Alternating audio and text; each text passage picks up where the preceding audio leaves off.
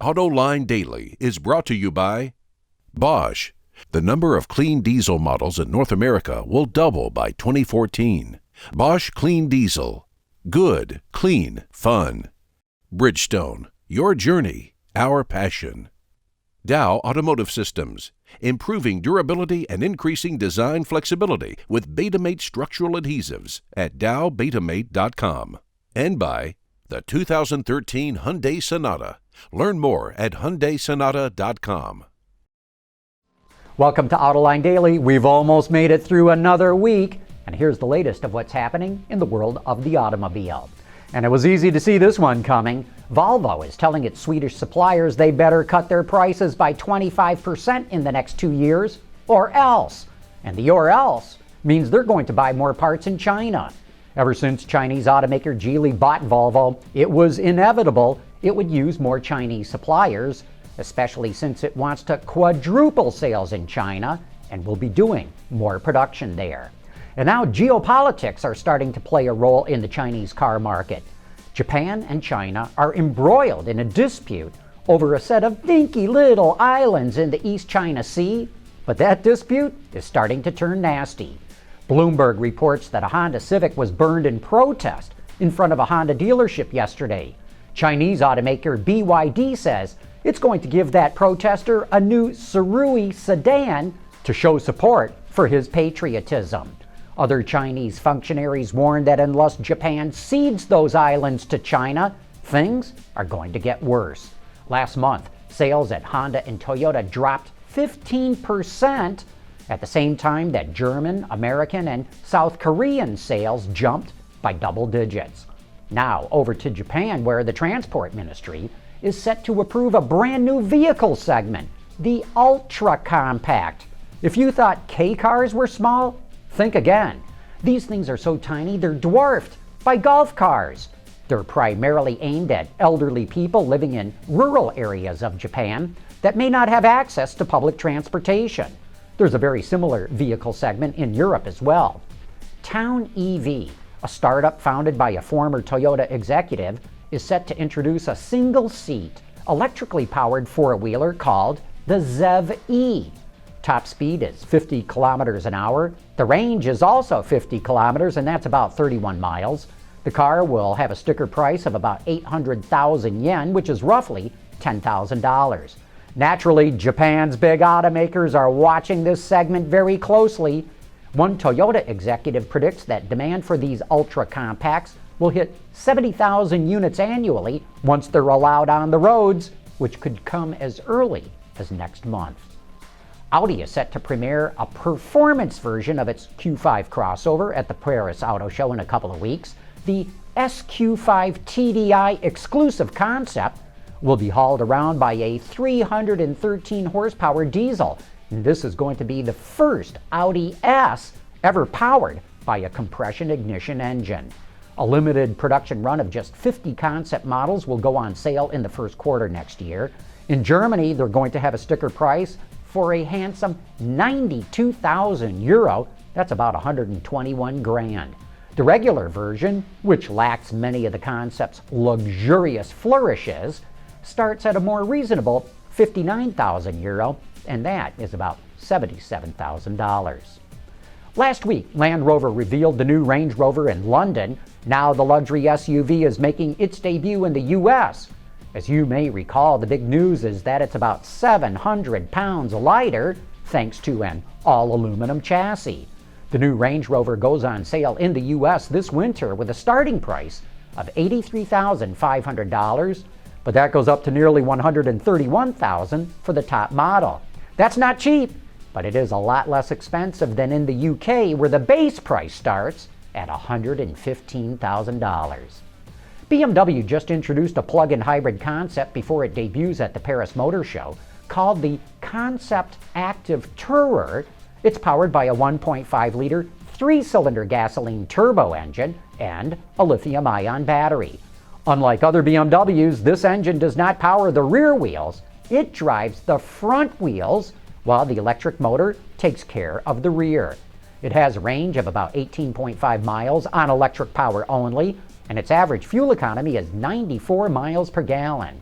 But that doesn't mean this thing's a slug. The Concept Active Tourer moves from 0 to 100 kilometers an hour in under 8 seconds and has a top speed of about 125 miles an hour. Coming up next, we're going to take you where television cameras have never been invited before, deep inside the top secret design studios at General Motors. We'll be back right after this. Look at this. Bridgestone's using natural rubber, researching ways to enhance its quality and performance, and making their factories more environmentally friendly, producing products that save on fuel and emissions, and some that can be reused again, and promoting eco-friendly and safety driving campaigns. One team, one planet. Bridgestone.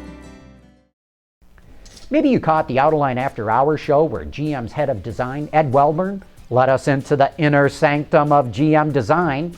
If you didn't catch that episode, here's your chance to see the edited version, because on Autoline this week, we're presenting the television version of our tour inside GM design. And here's a taste of what this show is all about. Okay, the big red door. What's behind here, Ed? Oh, this is our virtual reality lab. We're going, and this is kind of my home away from home. Okay, what do you mean, virtual reality lab? Well, this room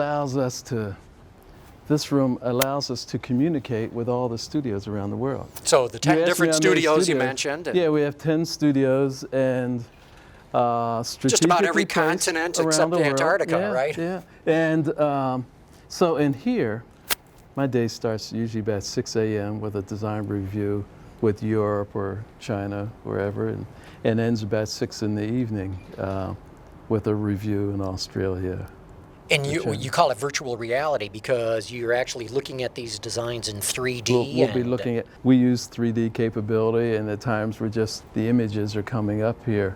But we can have sketch reviews like the sketches you see up here, these Cadillac sketches that Christine did. We have a small team, our visualization team, that creates animations. I mean, it's a small team right here in this building. We can show you a couple of those animations. Yeah, I'd love to see that. Yeah. This first one was of the Impala. And before we had a physical property or running car for the auto show, the team here developed this animation.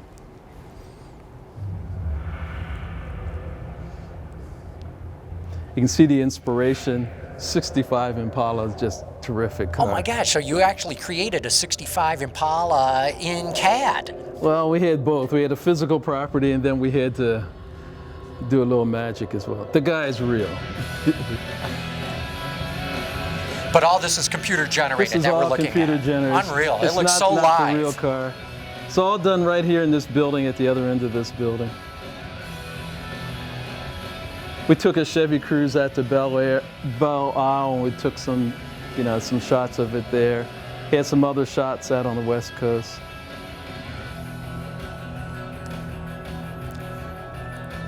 And so it's obvious to see why you would call this the virtual reality room. Sure. Looking at this thing, all computer generated, and yet you can get a feel for what this car will be like. Yeah, and so we use it for complete designs, and we want to share that with the marketing groups.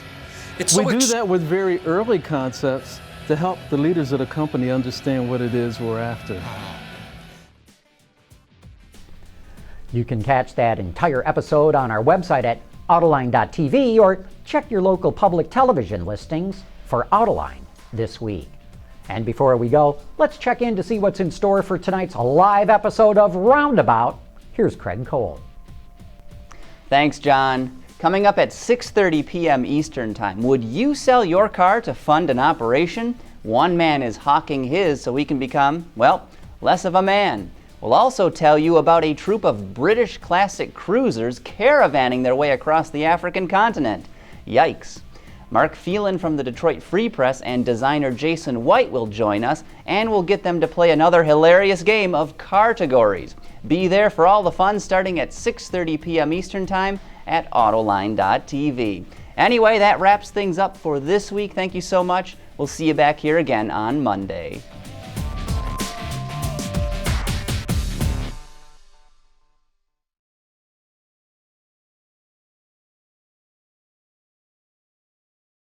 Wards is the industry leader for news, data, and analysis. That's why companies across the globe subscribe to our premium service, maybe even your own. Log in for subscriber access now. Check your company's intranet for details and rely on wardsauto.com to keep you informed.